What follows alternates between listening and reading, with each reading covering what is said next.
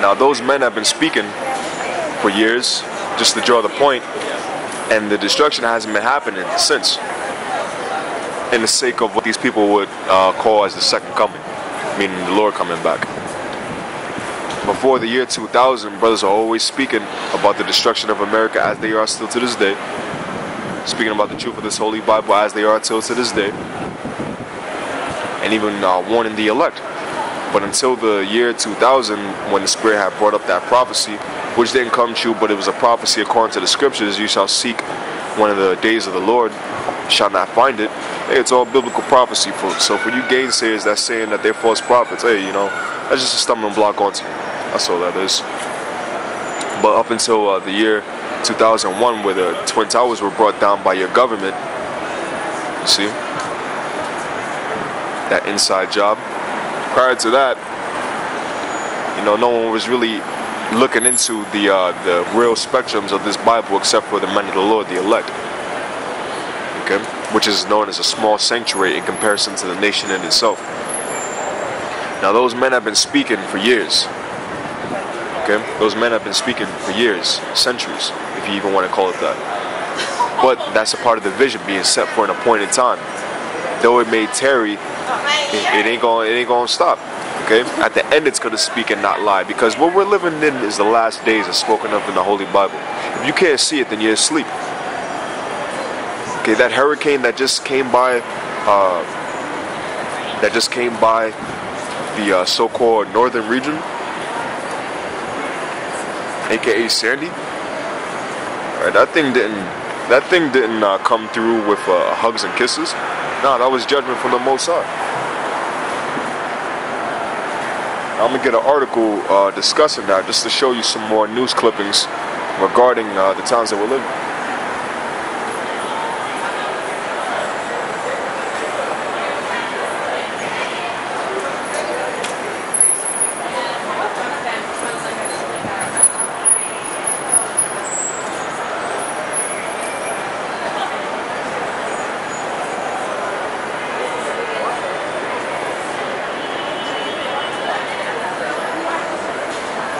Pardon me for the delay, but this is from Russia Today, RT, which the title reads, Hurricane Sandy, Make or Break for the U.S. Economy.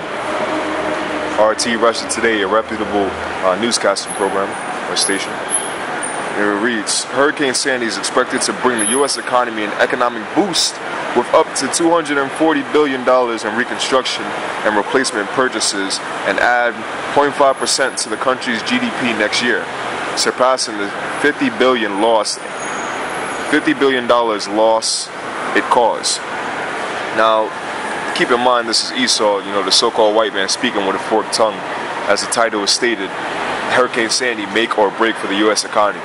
Now, to give you a to roughly paraphrase what's spoken of while going throughout some of these portions, some of these paragraphs, let you know they're just speaking with a forked tongue, letting you know that this hurricane can either make or break this U.S. economy, which ain't gonna make the U.S. economy, even though they have these reconstruction plans. The damage was done, and there's gonna be nothing but damage to continue on from here on out. Now it speaks about the $240 billion in reconstruction and replacement purchases, but let's skip down to the latter end of it.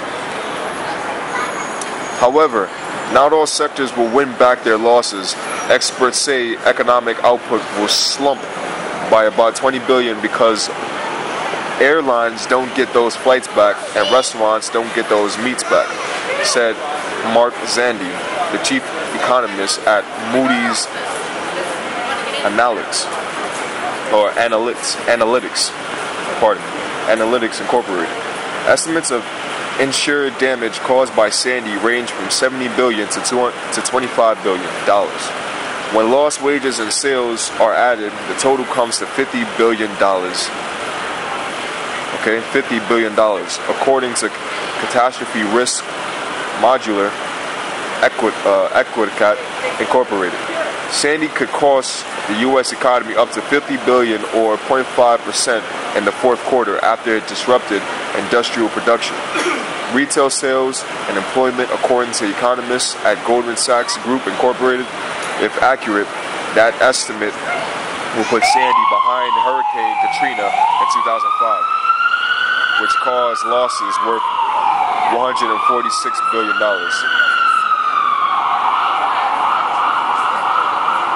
So as you people can see, reading on, Sandy made landfall on October 29th, and right now we're here, this video being produced in December 1st, the 1st of December so-called,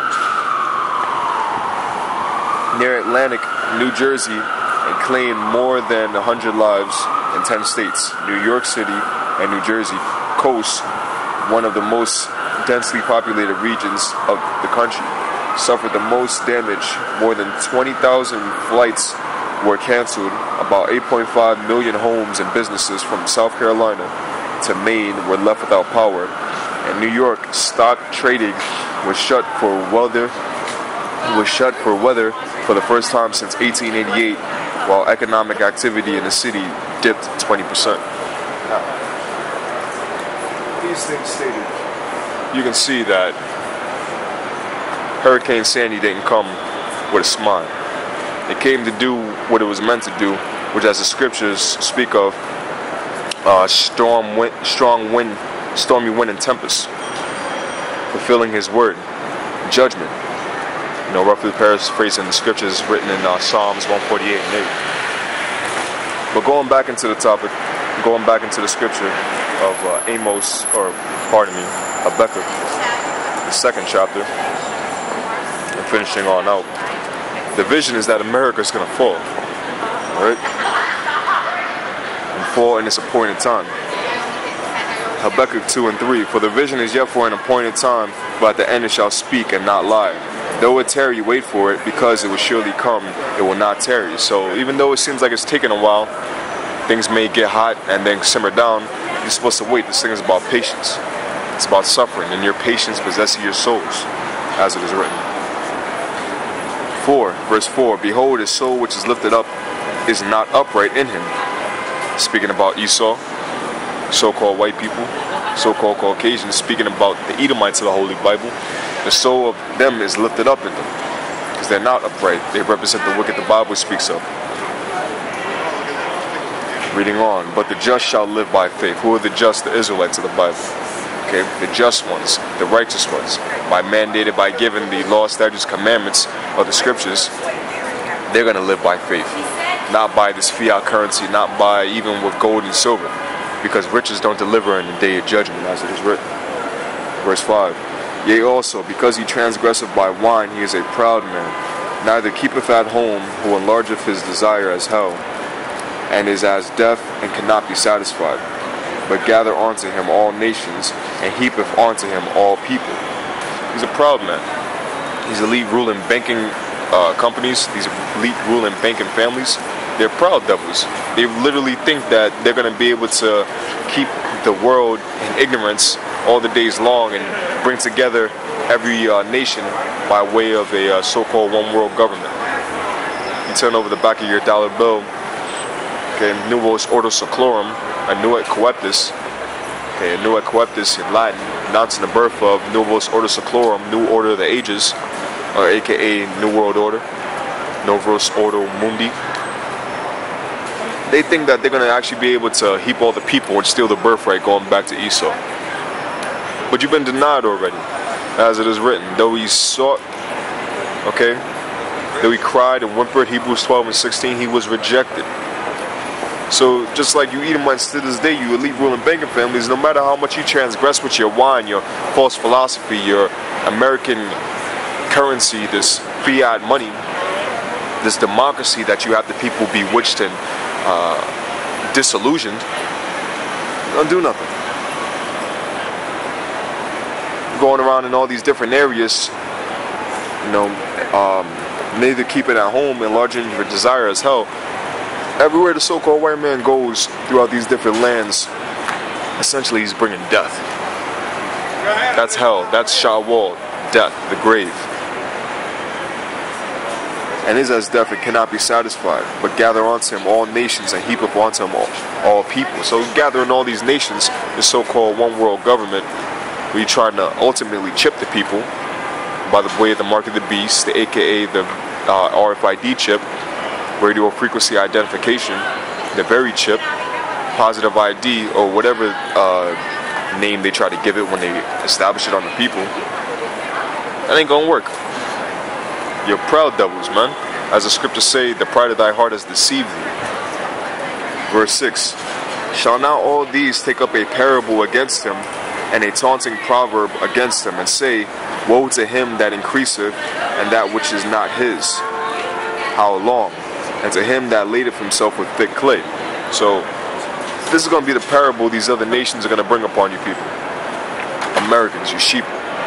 Woe to him that increaseth that which is not his. You go into the Middle East, go into all these different areas, trying to establish your own funding, get your own resources, get their supplies, their opium, their oil, by way of so-called the guides of democracy, liberating these people from their dictators or for their evil rulership. That's BS.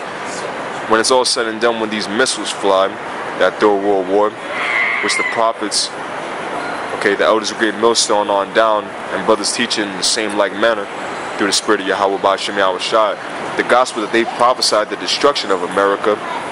Everybody's going to take up this proverb, this dark saying upon America, upon you elite bankers, saying woe to you, death to you that go around stealing and taking what isn't yours, i.e. example, head example, America, which you stole from the so-called native Seminole Indians, Aztecs, Taínos, so-called Mexican Indians, okay, the so-called indigenous tribes to America. You done stole this land, so death on to you for you taking what doesn't belong to you. And the scriptures even tell you you're not supposed to remove your neighbor's landmark, so woe on to you. How long? And to him that ladeth himself with thick clay. Laden meaning to cover. And the thing about that thick clay is spoken of in Habakkuk chapter 2 verse 6. In the Hebrew, that word is ibatyat, meaning weights of pledges or heavy debts. And as you can see, over $16 trillion of heavy debt. Woe be unto these people that use the system to try to keep ultimately you so-called blacks, Latinos, Native Seminole Indians as slaves, because that's what they're trying to accomplish. So the latter thing that I'm gonna bring out, since they're talking about jobs creation and all this and that, where's the money really going? Read this article. This is called Department of Homeland Security. Department of Homeland Security buys even more hollow point rounds. Now, brothers may be familiar with this, but to those that aren't aware, this is where the money is going as far as the economy. It reads, this is from the Examiner, or you can just type in that title on Google or any search engine. The Department of Homeland Security has put out yet another solicitation requesting hundreds of millions of hollow point rounds. This time, 200 million rounds of .223, .223, and .308 for the Immigration and Customs Enforcement Agency to be obtained over 2 years, which that's a lie. It's not a thing about being spaced over years. They're bringing it here and they're bringing it now. Now, 40 million the first year, 160 million the second. Now, they give more information, more details regarding the type of military rounds they're going to give to the DHS, Department of Homeland Security, for so-called National Border Defense and Enforcement, but that's a lie. What they're planning for and what they're funding is militarizing the police, martial law. That's what they're trying to bring. That's what's getting ready to come, and that's what's that change that Barack Obama is speaking of. Now, like stated earlier, this channel is going to be declared or dedicated on to bringing out the economic news. Just giving brothers a rough intro, things you got to keep in mind, and definitely encouraging all brothers and anybody that's inside the New York area, visiting or doing the work or dwelling, come by West 44th Street and 6th Avenue to check out the national debt for yourself, which once again stands at 16,702,800,000 and counting. And if you notice me speaking about the digits, now it sits over 900,000.